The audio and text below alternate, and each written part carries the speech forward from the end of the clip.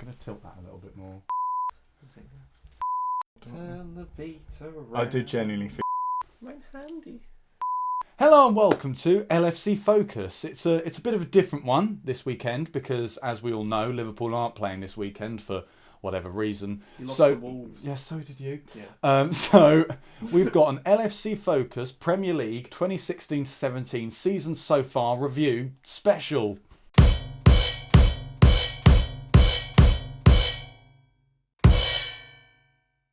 Right, so me and George, who you'll obviously know from previous LFC Focus videos, such as, well, the one he was in, the pre-Stoke video, is going to be here to help me give a bit of an outsider's opinion of the Premier League, because obviously we're not just talking about Liverpool, we are talking about all of the Premier League teams in this. So we're going to start off with our teams of the season. So, George, do you want to take it away first? Okay, so should we start with goalkeeper? Yeah, we'll go with goalkeeper. I'm going to start with Lee Grant. Okay. It's got nothing to do with the fact that he plays for Stoke, but I just think he's been really good. He's been a big surprise because I think most people thought the Derby third choice keeper wouldn't really make it for the Premier League, but I think he's done very well. He sort of has a world class save nearly every game. Yeah. And I think he'd fit in any top Premier League team. That is actually tough for me to argue with. You know, maybe I wouldn't say that he is the best keeper in the Premier League, but I would say that he certainly impressed me the most this season. I think when he signed, wasn't there like a video of the Stoke training and he looked absolutely dreadful and you thought, what have we done? That was more Hallgaard. Yeah, Jacob Hallgaard was what Lee Grant was meant to be. Yeah. Yeah. So yeah, I'd say Courtois for goalkeeper personally, simply because I don't think there has been a standout goalkeeper in the Premier League this season. I mean, there's no one who's come in and has struck me as being the best goalkeeper by far. You know, some people say David De Gea, but he's had an iffy season, hasn't he? He's not been amazing. He hasn't been, world class in any games really, other than the ones he plays against Pickford's been quite good. Liverpool. Pickford's been okay, but I think we agree that he gets a lot of opportunities to show off how good a goalkeeper is. Yeah, and he doesn't win points, and that's what you want from a goalkeeper. You know, Chelsea win a lot of games 1-0, and I think at some point they do have to call on Courtois, and he is always there to make the big saves and keep them getting 3 points. So Courtois for me. Yeah. Okay, we've both gone for 3-4-3 for our formation because it's on trend. So that's what we've gone with. George, give me your three centre backs. My back three: Joel Matip, David Luiz, and Van Dijk. Okay. Explain those three choices to me. I just think they're quite good defenders, really. I know Luiz has had quite a lot of stick in the past, but he seems to have really settled into the Chelsea team in the middle of the three. I just think Matip seems quite good. And he's a good footballer. Van Dijk, yeah. Okay, well, I've gone for a similar one. I've got Luiz, Van Dijk, but I haven't gone with Matip. Despite being a Liverpool fan, I think he had a good start to the season. He obviously got his injury, so he's been out for quite a while, and he has been a little bit iffy since he came back. He's made a couple of mistakes, a couple of errors. He doesn't look as dominant as he normally does. So I think I put Matip out and I put Laurent Koscielny in because I think he is a good player. He's consistently good. He's the Arsenal captain, isn't he? He's quite experienced in the Premier League. He's very experienced, and he is having a very good season, in my opinion. You know, Arsenal have they've sort of always been a bit criticised for their defence. They haven't always been the most solid, but I think with Koscielny and Mustafi as well, they've been pretty impressive. I think they've really missed Koscielny. So I think as they showed against Bayern Munich. They did show it against Bayern. Only half an hour without Koscielny, and already their season's fallen apart completely. So long may that continue. As a Liverpool fan, to be honest, I quite like to see it. I've already been talking about how I want us to now sign Sanchez, which is not totally outside the realms of possibility. So I think that back three of Van Dijk, Koscielny and Luiz, you're not getting past that. Maybe I think your one as well. Matip's pretty formidable. So he's pretty good. On to that midfield four. We'll start with the two centre mids. What have you got, George? Mids. Well, I've gone for Kante and Allen. Now these are two quite similar players. Joe Allen, by the way, if you didn't know who that was. Not just Allen. Just Allen. Brazilian footballer, probably. There is one called Allen. There is. Kante and Allen, two quite similar players, you could say. Both ball winners, both got a lot of stamina, and I think that's the aim of this team, just to dominate the midfield with these two. So George has gone very tactical. I've gone tactical here. Yours isn't just the best 11. It is a team that you put out, isn't it? If you had to put out a Premier League team, a lot of energy. Again, similar midfield for me. I've gone for Kante and Jordan Henderson, who I've gone on about a lot on this channel, how much I love Jordan Henderson, how I think he's great.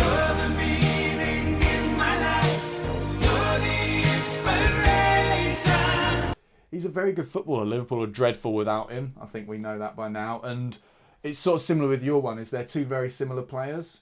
Both Kante and Henderson are the kind of midfielders that you want because it looks like you have an extra player on the pitch because they do so much work. They do all this ball winning. I think Henderson, he contributes to the attack a bit more.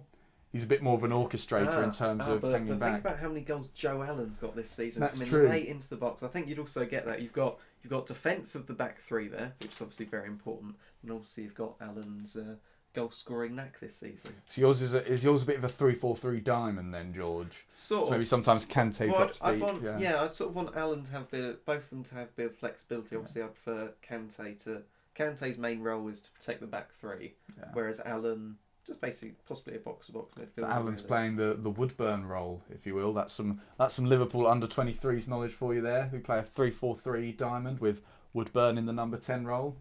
Bet you didn't know that, did you? I didn't know that. No, not many people do. But he does it well. So, come on, you're right mid, right wing back kind of player.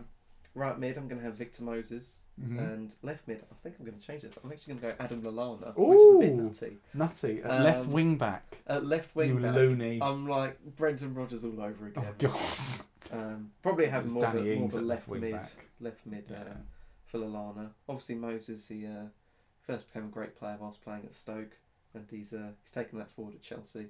Yeah. And Adam Lallana, I just think he's got a lot of stamina, and he gives quite a lot coming forward. Obviously we've got Kante and Allen fairly defensive, so I think you'd want something a bit more offensive on the wings. Was Moses at Stoke? Yeah. Did he do anything? He was alright. He dived against Swansea and we won a game. That's good for him.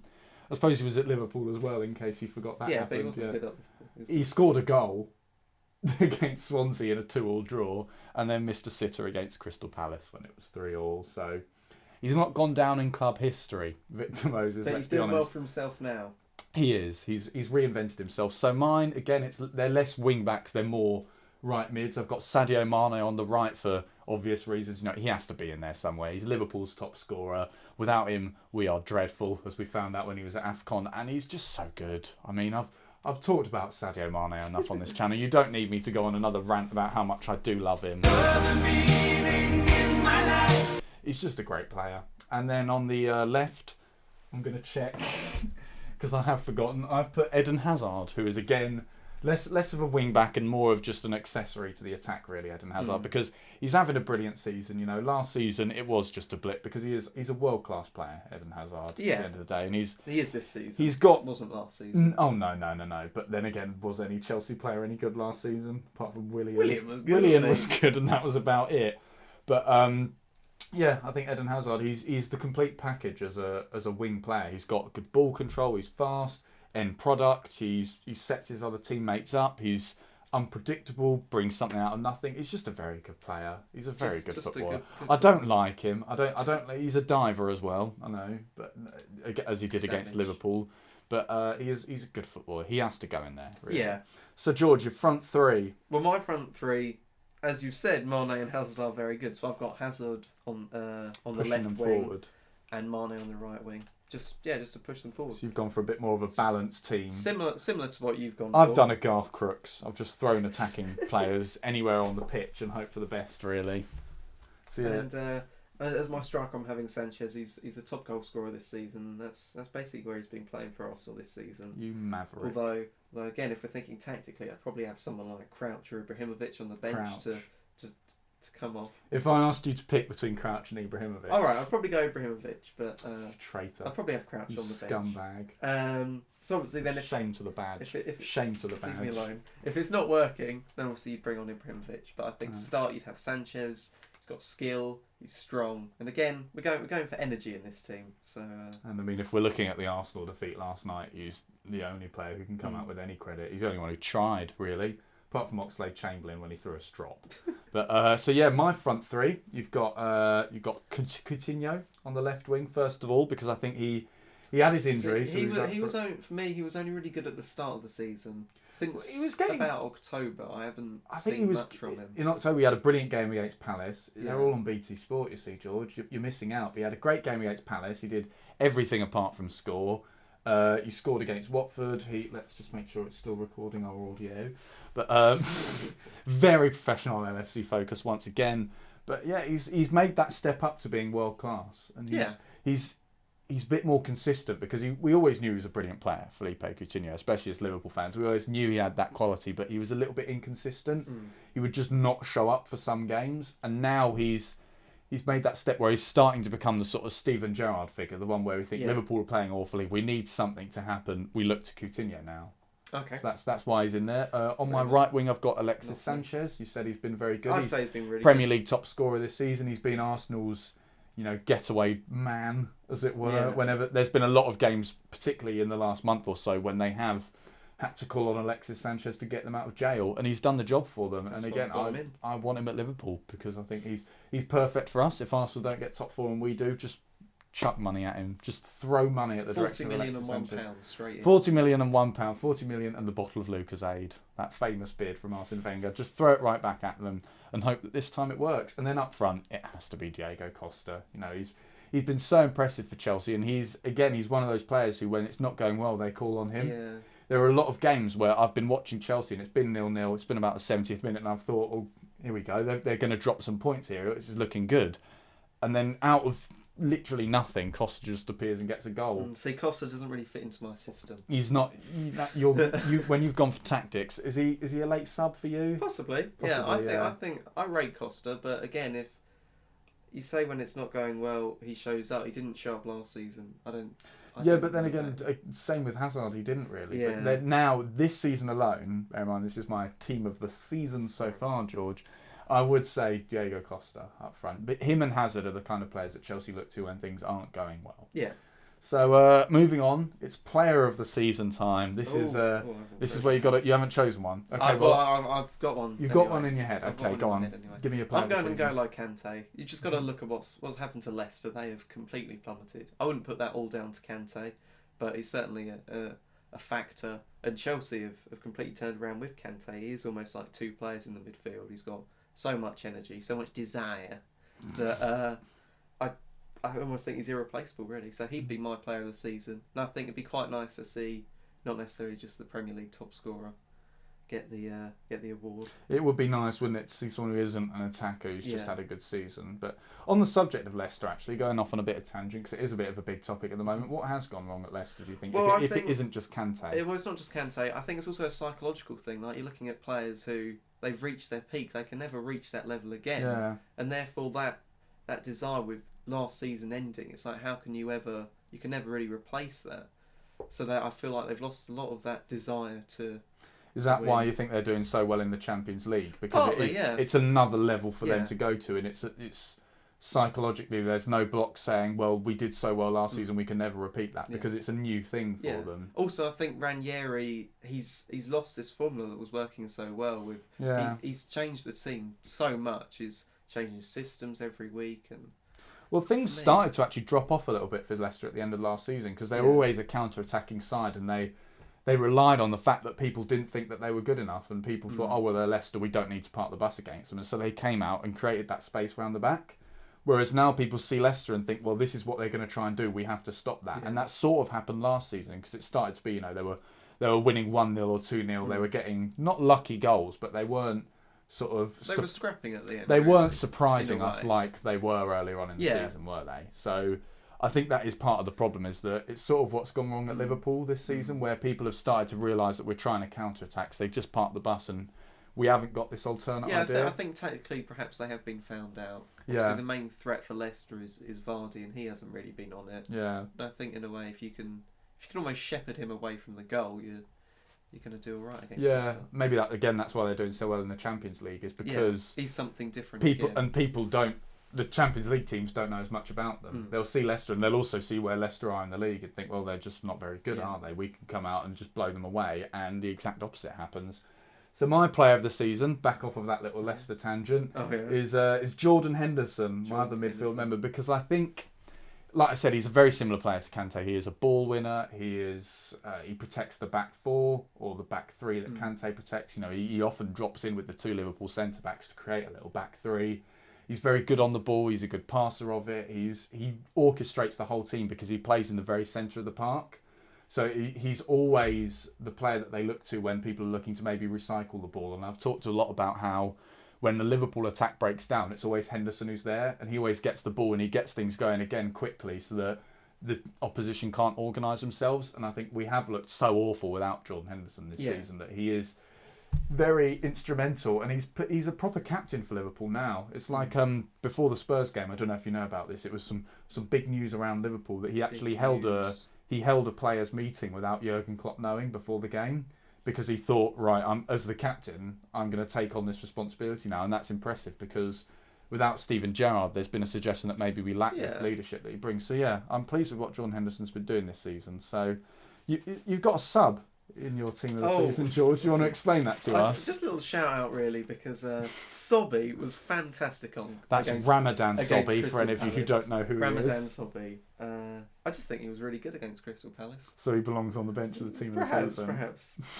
Maybe. It's Maybe an outside next year. shout. Maybe if things keep going, if the Sobby train keeps rolling on for the rest of the season, then maybe he'll get a place on the subs bench. But yeah, thank you for that, George. Thanks.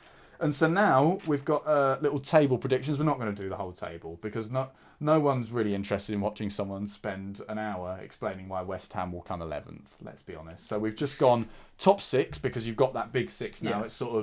It's quite an interesting battle of who's going to finish where, and we've gone for the relegation zone as well. So George, take it away. Who's the top six and where are I they? have gone Chelsea to win the league. I think that will happen, surprise. but I think a lot of pundits have been saying that it's like a foregone conclusion, and I disagree with that, because Man City closed down a 8-point deficit, I think, in 2012 with 6 games to go. Yeah, the gap will get closed. So I don't think it's a foregone conclusion, but I do think Chelsea win the league. Second, I'm saying Man City. They've been quite You've good. written Man City. Man City. Mm-hmm. They seem to be hitting form again. Yeah. But I think the gap is just too big for Chelsea to close. Do you think the Jesus injury is going to have a big impact on City?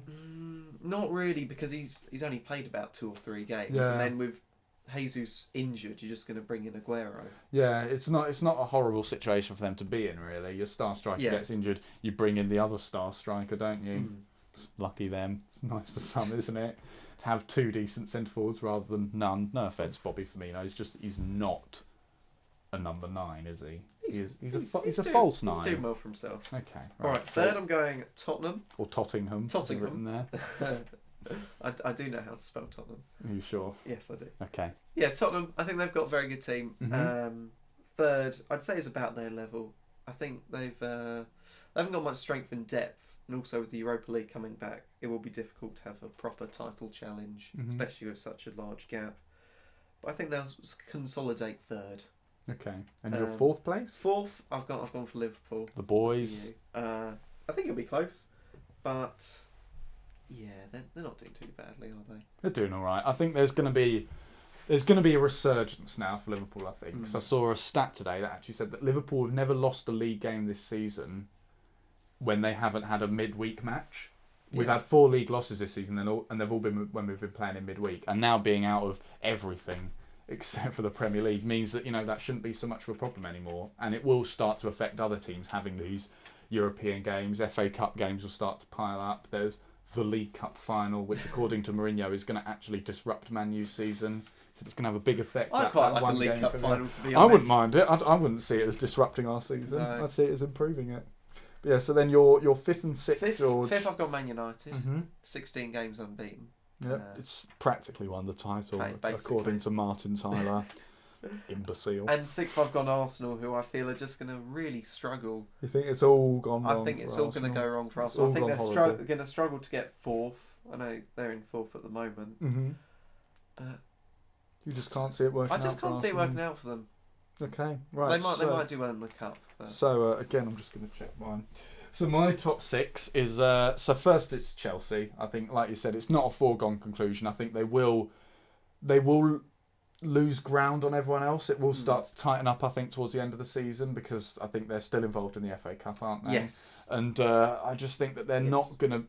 they're not going to maintain the same levels that they had for this season for the rest of the season. I think Burnley. And they haven't really had any injuries, have they? No, so I think if Hazard or Costa gets injured for a lengthy period of time, then they could be in trouble. Kante could get injured, that could be a problem. If one of those wing backs gets injured, that messes their system up a little bit. Yeah. So it could all go wrong for them if they get an injury. And I just think Burnley showed that there is a way to neutralise Chelsea. If you're on your day and you know what you're doing tactically, it's possible. And it's sort of the same with Liverpool, where once one team had showed that you could stop Liverpool in this particular way, everyone else started to pick up on it, because Southampton did it when they got a 0-0 against us earlier in the season. And after that, everyone started saying, well, hang on, if we just park the bus, then it works. Yeah. So that could happen to Chelsea as well, but I think they're still going to win the league. I think that they've got enough of a lead that I don't think it could be. It's unassailable, if you ask me. So second again, Man City. I think they're going through a bit of a resurgence. They're obviously starting to get Pep Guardiola's ideology a bit more, and they were a bit gritty against Bournemouth, weren't they? They were. It wasn't a flashy win. It was just doing what you expect from a top team, which is grinding out a result cleverly and without mercy. And like you said, they've got Aguero there, and he might get injured as well, because Aguero he normally misses about 2 months of a season through some form of injury. So I think that's maybe why they were going for Jesus. Although I think Aguero might leave at the end of the season. I think it's possible. Again, another player, just Liverpool chuck money at him. I think he'll go Man United. Throw all of your... That would be a story. I think he'll go Man United. I don't think it will. There's no ambition at Man United. It's all money. It's all money and marketing at Man United. Third place has gone with Liverpool. I think with this lack of all of these other games, there is going to be a little resurgence among Liverpool. I think the other teams might start to fall away with Champions League fixtures, and obviously Arsenal won't. I think we can safely say, but you never know. Maybe not. If Bayern score at the Emirates, it's over for them basically. But yeah, I think Liverpool, there'll be a bit of a. They'll come back. They'll start playing their football again. We saw a little bit of a return to form against Spurs. I think that was partially down to the fact that Spurs played into our hands quite a lot. They literally played the way that a lot of teams played when they got battered by Liverpool, by playing a high line, a lot of space in and around the back, and letting us counter-attack. So hopefully more teams do that. It'd be nice of them. And then in fourth, Arsenal.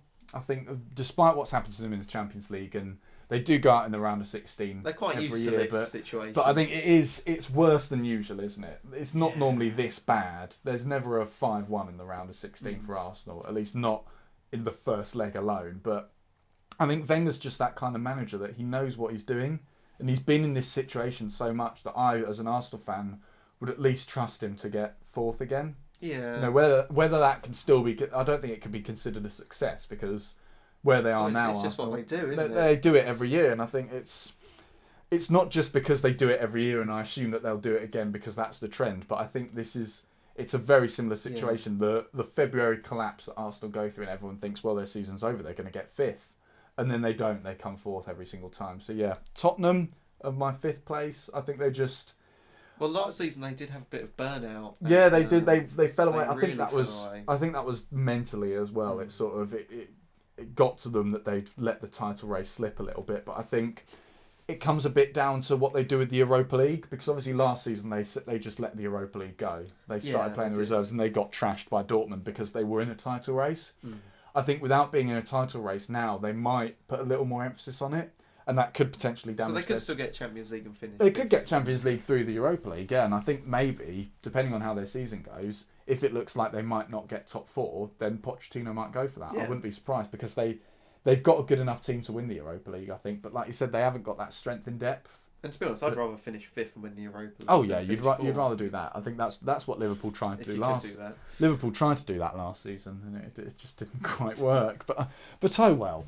And and then sixth, Man United, because I don't like them, and it's not just that, but I think I've said it before but I've said, I mean, if you can't get out of sixth when you're playing your best form of the season, what happens when you lose form?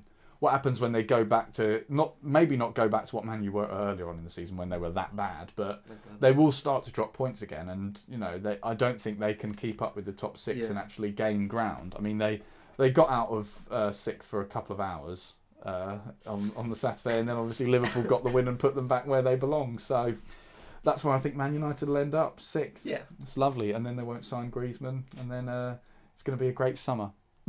And then, Sir George, your relegation zone. Relegation zone. I am going, as already mentioned, Leicester City.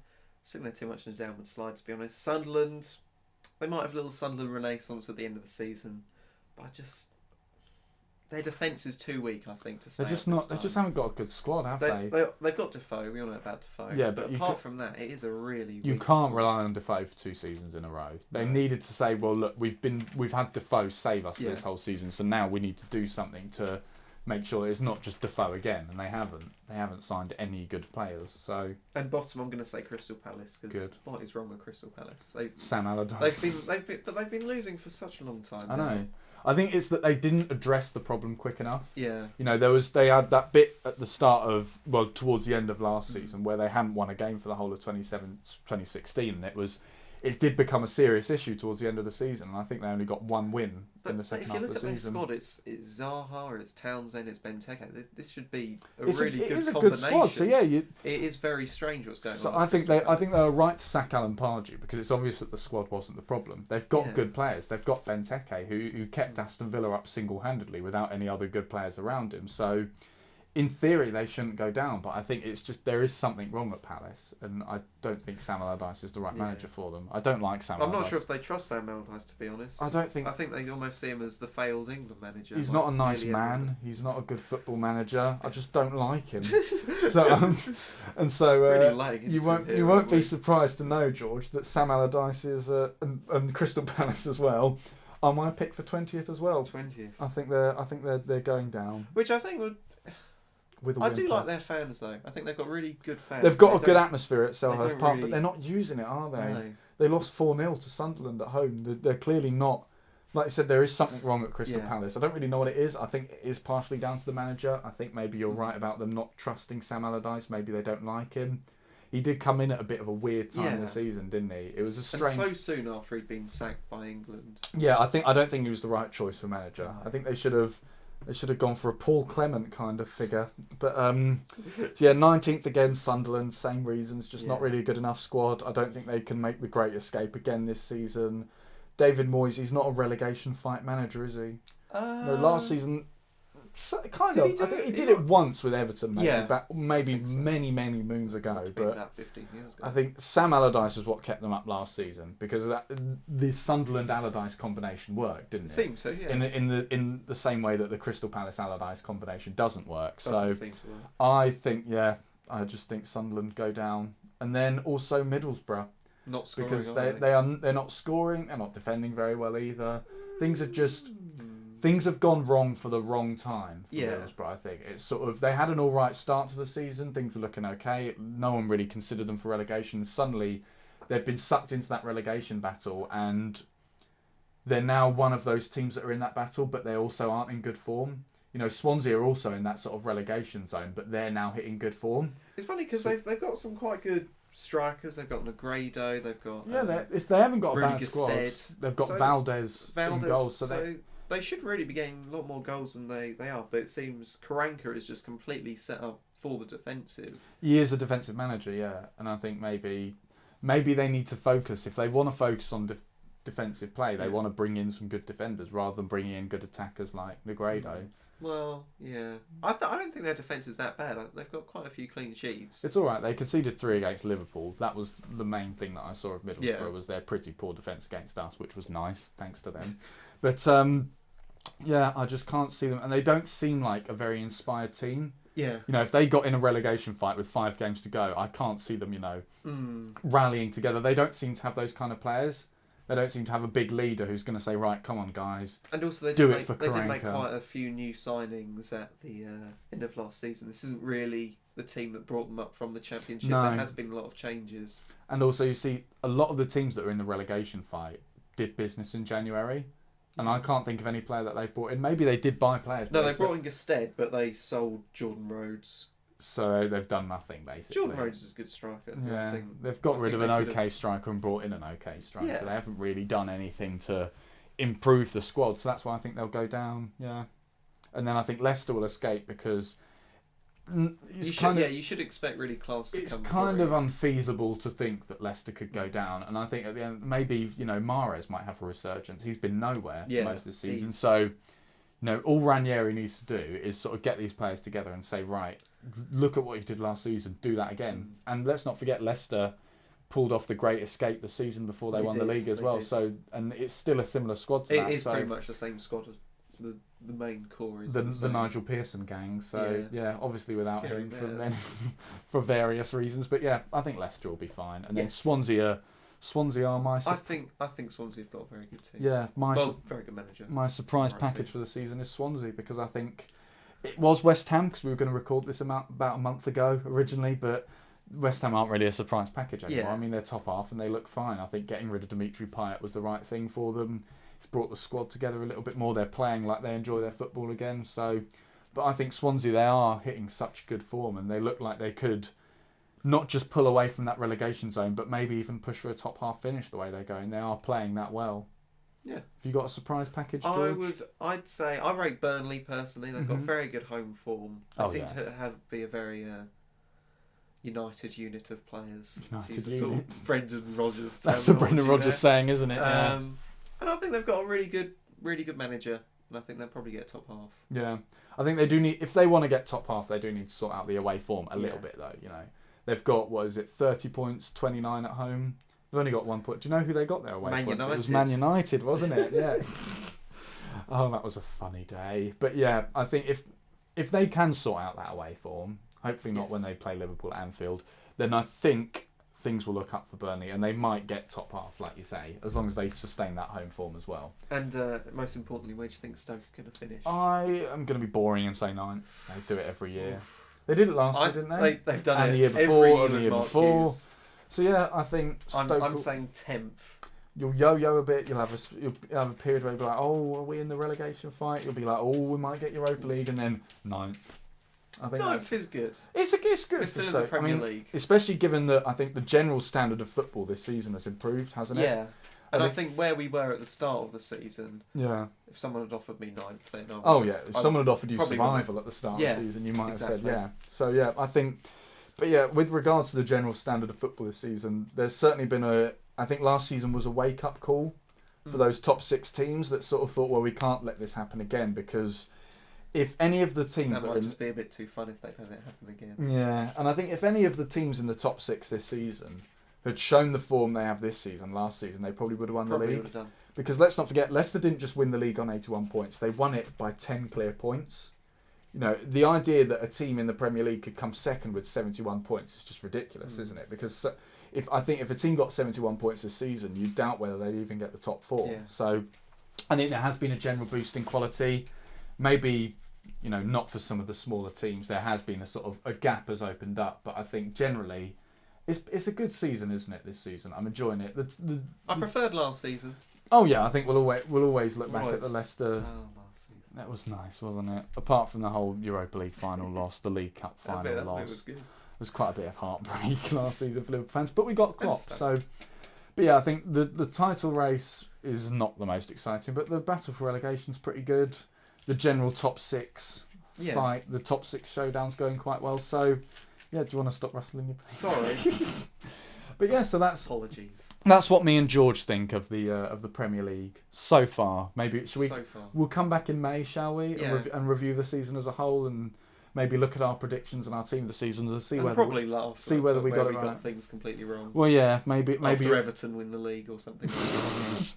Is it mathematically possible? Probably. Potentially, yeah.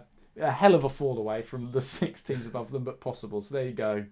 Everton are going to win the league, is George's prediction. You can't say that kind of thing on LFC Focus. You've sinned. You're never going to be allowed on here again until Liverpool play Stoke in April. So yeah, thank you very much for watching. Don't forget to like the video if you enjoyed it. Subscribe to the YouTube channel if you're new around here, and follow what on Twitter, George? At LFC Focus. At LFC Focus TV on Twitter. The link to that will be down in the description, because George obviously can't spell it out. I don't really go on Twitter. No, but do you follow LFC Focus on Twitter? Probably. Hopefully. But yeah, thank you very much for watching. Let me know if you want George back around here as well, whether that's for a Stoke game or just for any game. Maybe post Liverpool Burnley, you want George's thoughts on that. And yeah, thank you very much for watching. Bye for now. Bye. And that was... That was long, that.